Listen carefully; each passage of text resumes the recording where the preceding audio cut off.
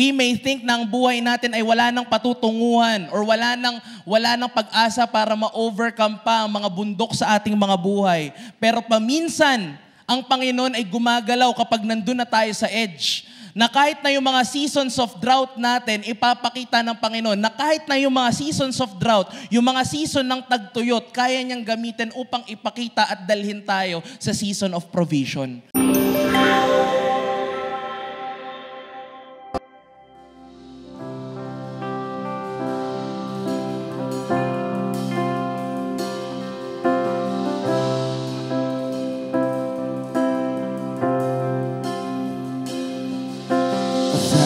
Generations falling down in worship to sing the song of ages to the Lamb. And all have gone before us, and all who will believe will sing the song of ages to the Lamb. Let's sing this, come on. Your name is the highest. Your name stands above them all thrones and dominions, all powers and positions. Your name stands above them all, and the angels cry, holy, all creation. Holy, you were lifted high. Holy, holy forever.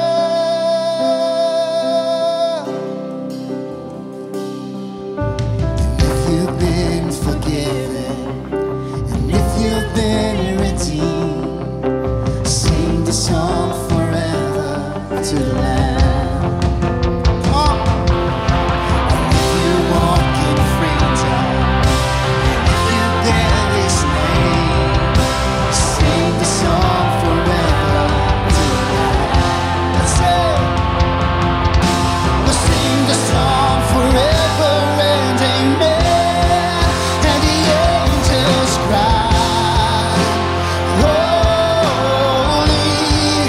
Creation cries.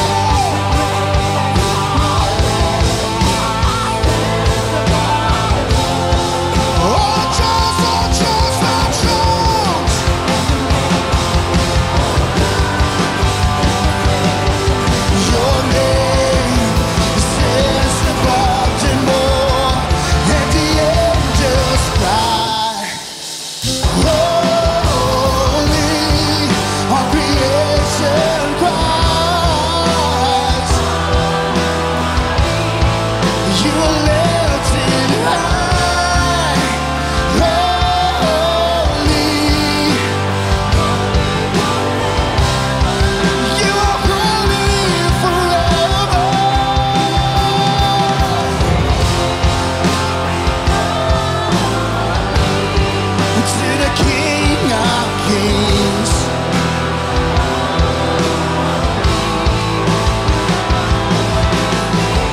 Come on, children of God, arise and shine, for the glory of the Lord is upon you. Come on, let's sing this from our heart. Let's sing this. Your name, your name, your name. Your name is a high. All together. Stands above them all. Jesus, all thrones and dominions, all powers and possessions. Your name stands above them all. Jesus, your name is the highest. Your name is the greatest. Your name stands above them all. All thrones, all thrones.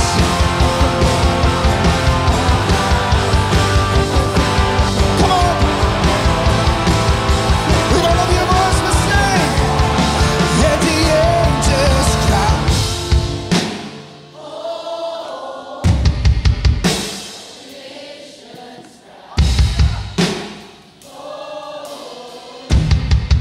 You were lifted high, holy, holy forever. Your people sing, holy to the King of Kings. Holy, you will always be. Holy, holy forever.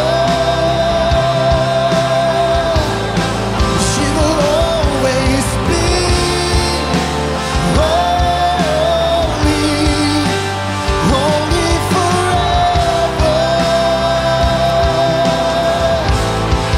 You will always be. Holy, holy forever.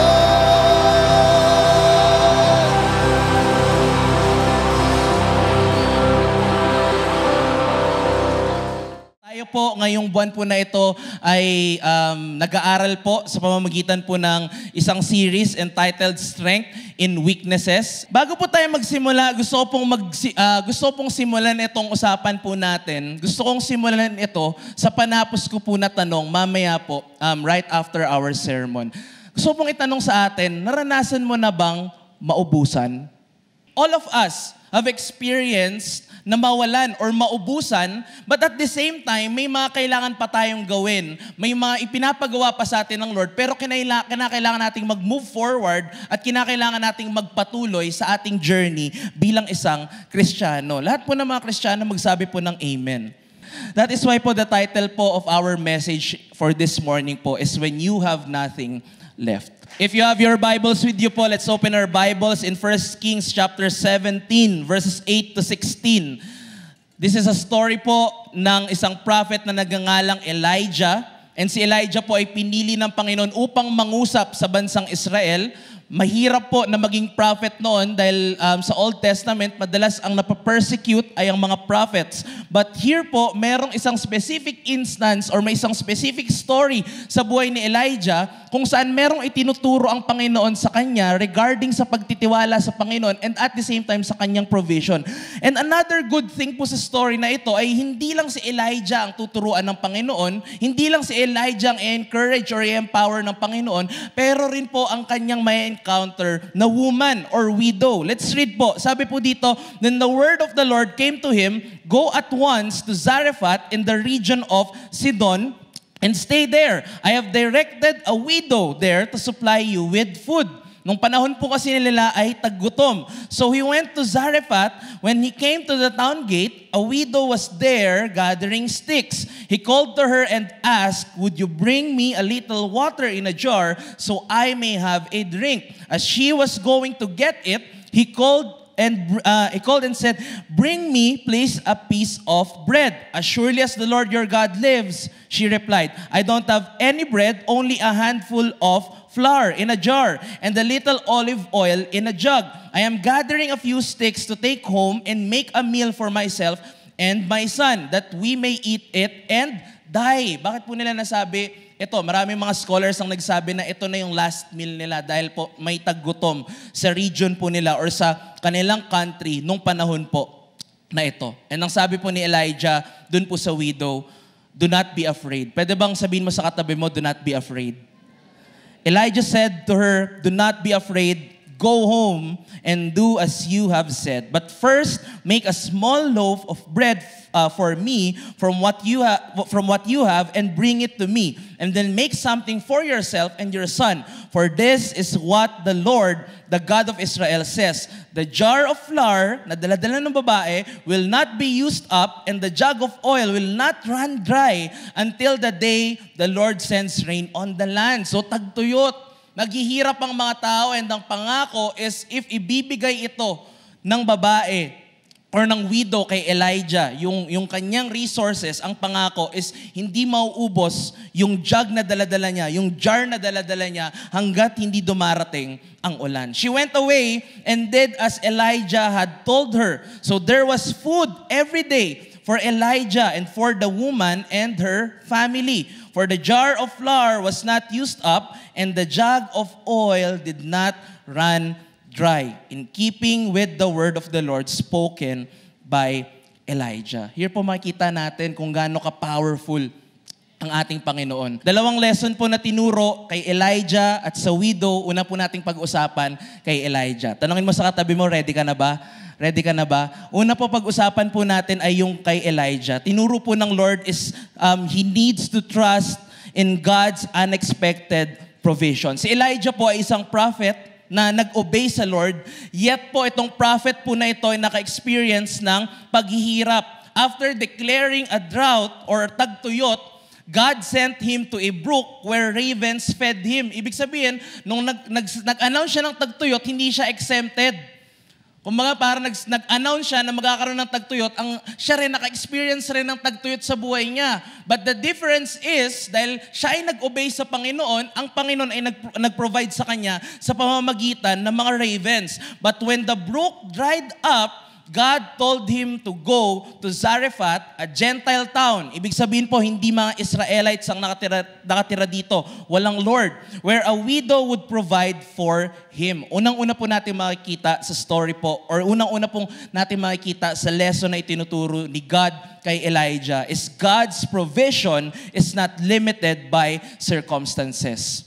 If we're gonna read po the chapter, ang sabi ng Panginoon kay Elijah, nung natuyo na po yung brook, kasi nga may tagtuyot, ang sabi ng Lord sa kanya, pumunta ka sa Zarephath. Can we say that word, Zarephath? Pumunta ka sa Zarephath. Yung Zarephath, pag ni-research po natin siya, it is a rich city. Bakit? Kasi yung business ng fishing po doon, or any maritime business, nagtatrive siya. Isa rin siya sa mga trade port sa region po na yun. So ibig sabihin, kung magkaroon man ng tagtuyot, ang unang nagugutom is yung mga city, yung mga towns na hindi ganoon kayaman. Pero po ang Zarephath, makikita po natin, mayaman sila, nagtatribe sila, and if ikaw yung reader nung panahon na yun, maring kung tayo kasi binasa natin, pwede natin makita, okay, Zarephath, baka wala tong relevance. Pero kung ikaw ay Israelite at binabasa mo yun, nakita mo yung Zarephath, ang pwedeng maisip ng isang Israelite nung panahon na yun, bakit si Lord hindi siya nag-provide sa pamamagitan ng city? Bakit siya nag-provide sa pamamagitan ng widow? Bakit po kaya? Kasi po ipinapakita po dito ng Panginoon na ang kanyang paggalaw ay hindi nababox based po sa expectation natin. Sometimes God provides in ways we don't expect. He may not always give abundance, but He always gives enough. Let me first explain the first statement po. Si Lord nagbibigay, si Lord nagpo-provide, hindi lang sa mga expectation natin. Minsan meron tayong word. Ano yung word natin? Expectant ako, Panginoon. Pero alam niyo po ba, na-realize ko sa tagal ko ng pagiging isang Kristyano, minsan yung word na expectant, minsan yung pagsasabi, I'm not saying na all the time, minsan yung pagsabi ng word na expectant, minsan yun din yung nagbabak sa isang Kristyano. Tanongin niyo po ako kung bakit. Bakit po? Kasi minsan, sasabihin natin, expectant talaga ako sa paggalaw ng Lord. Pero deep inside, yung expectant na yun, na paggalaw ng Lord, nakabak si Lord doon. Lord, expectant ako sa paggalaw mo pero dapat dito ka lang gagalaw. Dapat sa ganitong paraan ka lang gagalaw. Dapat dun sa makikita ko, dapat dun sa obvious. Pero ito po yun, kung gusto natin talaga na magkaroon ng expectant heart sa ating Panginoon, sa kanyang paggalaw, ganito po dapat. Lord, expectant ako sa paggalaw mo. And Lord, kahit hindi ko makomprehend, kahit hindi ko maintindihan, kahit hindi ko alam kung kailan darating, Panginoon, expectant ako. Dahil alam ko, Panginoon, na yung salita mo hindi mababali at hindi mapipigilan. Amen? Sabi po sa Philippians chapter 4, verse 19, and my God will supply every need. Let's say that term po, every need. And my God will supply every need of yours according to His riches in glory in Christ Jesus. Every need, hindi isang compartment na po or isang area, pero every need po ng ating mga buhay. Number 2 po, obedience precedes blessings. God didn't explain everything po in advance kay Elijah. But Elijah had to go to Zarephath before seeing God's plan unfold. Minsan inaantay natin, Lord, ano ba talagang plano mo? Ubus na ubus ako, Panginoon, pero ang dami pa ring responsibilities. Ubus na ubus ako, Panginoon, pero meron akong panawagan na kailangan gawin. Meron akong pamilyang kailangan pakainin. Meron kaming sitwasyon na kailangan kong ayusin. Lord, ano ba talagang plano? Ba't ko kailangan magpatuloy? Pero minsan po or madalas, hindi ina-explain ng Panginoon ang mga bagay-bagay nang sa ganun, ma-practice po natin or ma-apply natin yung mga bagay na natututunan natin sa Kanyang salita. And as we obey Him, as we follow Him, as we submit to His will, makikita natin na as we submit to Him, as we follow Him, makikita natin yung fullness ng pagpapala ng ating Panginoon. Amen po. Kaya nga sabi ng Lord sa Israelites in Isaiah chapter 1, sabi niya, if you're willing and obedient, ito mangyayari sa inyo. You will eat the good things of the land. Sabi niya sa mga Israelites, if kayo ay susunod, kayo ay magsasubmit, you will eat the good things of the land. Minsan, hindi natin makita ang paggalaw ng Panginoon. Minsan, nawawala tayo. Minsan, hapong-hapo tayo sa ating mga buhay. But if we're gonna evaluate our lives, kaya pala, wala ang paggalaw ng Panginoon kasi hindi tayo sumusunod. Mga kapatid, may mga oras man na sumuway tayo sa Panginoon. But I hope today makita natin yung importance na bumalik sa Kanya. At sa ating pagbalik, sa ating pagsunod, handa tayong akapin at samahan ng ating Panginoon. Amen po? Lahat po ba tayo ay natututo po sa umaga po na to? Amen. Number 3 po is God's supply is daily. Sabi nga po natin yung word na yun, daily. Daily, hindi weekly, hindi monthly, hindi quarterly, hindi pag trip ko lang, hindi pag nasa mood lang ako, hindi ganun. Daily. The widow's flour and oil didn't overflow po, but they never ran out sa pang-araw-araw. God did the same with the ravens. It was a daily provision. Kaya nga po anong sabi sa 1 Kings chapter 17, sabi ng Lord kay Elijah, "Live here, turn eastward, and hide in the Kerit ravine east of Jordan. You will drink from the brook, and I have directed the ravens to supply you with food there." So he did what the Lord had told him. He went to Kerit ravine east of the Jordan and stayed there. The ravens brought him bread and meat in the morning and bread and meat in the evening, and he drank from the brook. Pang-araw-araw mga kapatid, nung natuyo yung brook, saan siya dinala? Sa widow. Doon po pinapakita na ang provision ng Panginoon, ang supply ng Panginoon ay pang-araw-araw. God often provides just what we need for today. Bakit daw po? Teaching us to depend on Him daily. Tinuruan po ng Panginoon ang widow or binigyan niya ng lesson ang widow na hindi niya makakalimutan. Ano po yung lesson po na iyon? That the widow need to give God first and trust His word. Para po maintindihan po natin yung hugot ng story ng widow, nung panahon po nila, if magbabasa po tayo ng Bible, nung panahon po nila, lagi pong sinasabi ni Jesus, laging sinasabi ni God na ang tulungan ay yung mga children or orphan at saka mga widow. Bakit po? Kasi yung mga widow po nung panahon po na yun, kapag namatay yung asawa nila, wala po silang silbi na. Ibig sabihin, yung pananaw ng mga tao, sa mga babae, maliit. Minamaliit yung mga babae, hindi nila kaya mag-serve, hindi sila pinag-aaral nung panahon nila.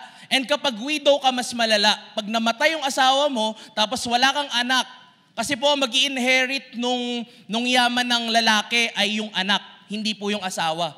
So kung wala kang anak na lalaki, or kung hindi ganun rin kayaman yung asawa mong lalaki, maghihirap ka talaga. So yung widow po, yes may anak siya, pero makikita po natin sa story, hindi sila ganun kayaman. Kaya ano sinabi niya kay Elijah? Ito na yung last meal namin, kakainin namin to, tapos mamatay na kami. Kasi ito na lang yung meron kami. Ba't tinuturo po sa atin ang salita ng Panginoon? Na kapag tayo po ay nagtiwala sa Kanya at nagbigay at nagtiwala po sa Kanyang salita, ipapakita niya po sa atin. Ipapakita niya po sa atin ang Kanyang kapangyarihan. Let's study po itong portion po na ito. Unang-una po na tinuro dun po sa widow is we need to trust God with the little that we have. We need to trust God with the little that we have. The widow had only a handful of flour and a little oil, and it seemed like nothing. But again po, anong tinuro po, ano pong ipinakita sa atin ng Panginoon? But God can multiply the little we surrender to Him. Isa po pong story na makikita natin is yung feeding po ng 5,000 sa New Testament. The feeding of the 5,000 po was a miracle produced from the little that was surrendered to Jesus. It is not our job to feed the 5,000, but our job, the challenge for us is to surrender our 5 loaves and 2 fish sa ating Panginoon. Amen? Similarly, may widow rin po na nagpakita rin po ng faith. Sabi po sa Mark chapter 12, nung si Jesus po ay umupo, kung saan pinlace po yung mga offerings, meron pong isang widow na lumapit sa kanya. Sabi po sa verse 42, but a poor widow came and put in 2 very small copper coins worth only a few cents. Calling his disciples to him, Jesus said, truly I tell you, this poor widow has put more. Can we say that word po? More.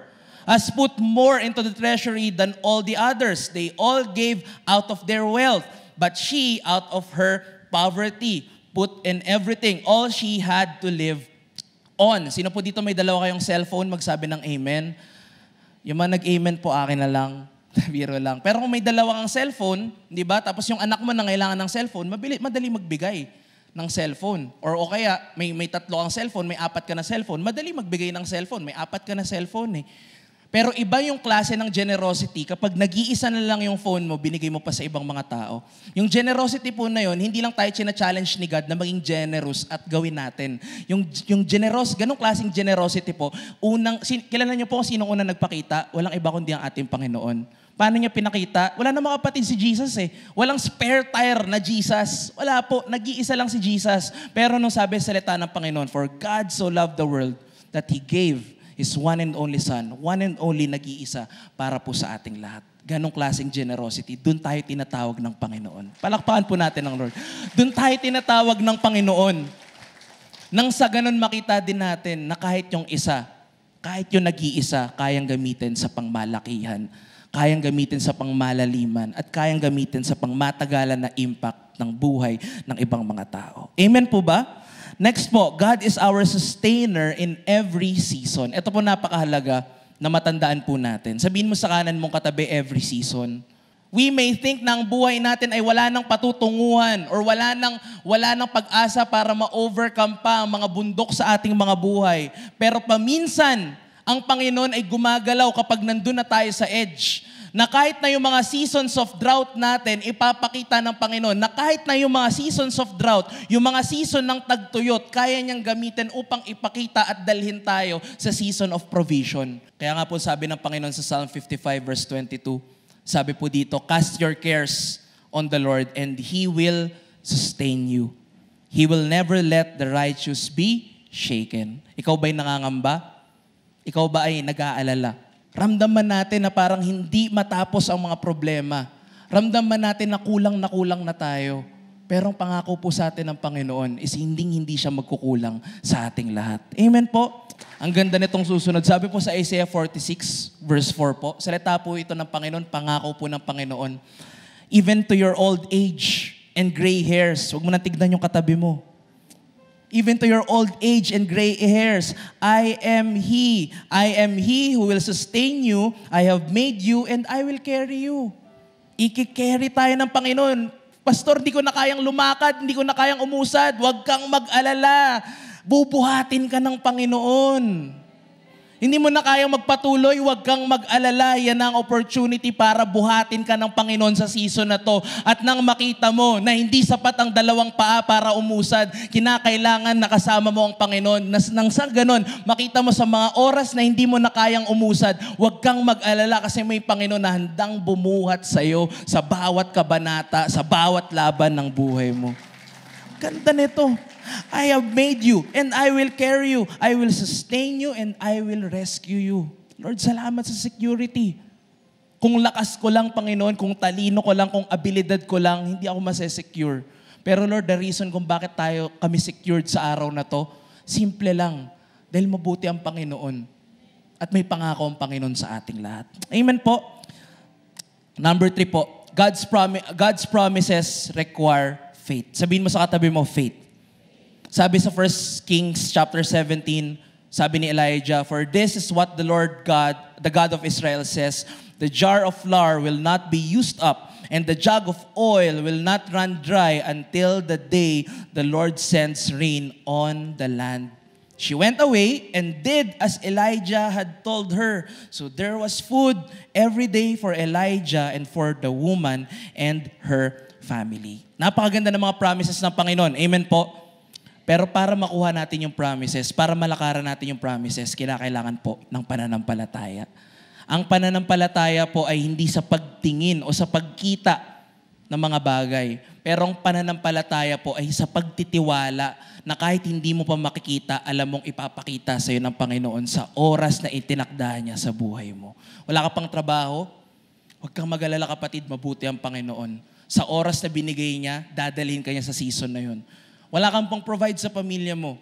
Provider ang ating Panginoon. He will sustain us and our families. Yun ang pangako po sa atin ng Panginoon. Ngunit ang pangako po upang malakaran, kinakailangan ng matinding pananampalataya. Ngayon po, may challenge po ko sa ating lahat. 3 challenge po. Una po is, are we willing to trust God in seasons of drought? Willing ba tayo magtiwala? Willing ba tayong mag-let go sa control at hayaan na gumalaw ang Panginoon sa ating mga buhay? Will we obey Him? Katulad nung widow, will we obey Him before we see how things will work out? And last but not the least, will we surrender what little we have, believing that God can multiply it? Sinimulan ko po ang sermon na ito sa tanong, naranasan mo na bang maubusan? Kaya ulit tatanungin ko po kayo, naranasan mo na bang maubusan? At kung ikaw man ay naubusan or ubus na sa araw na ito, ang pag-asa na binibigay sa atin ng Panginoon is kaya niya tayong punuin, kaya niyang mag-provide, kaya niya tayong isustain saan mang kabanata o sitwasyon ng ating mga buhay. Palakpakan po natin ang Lord.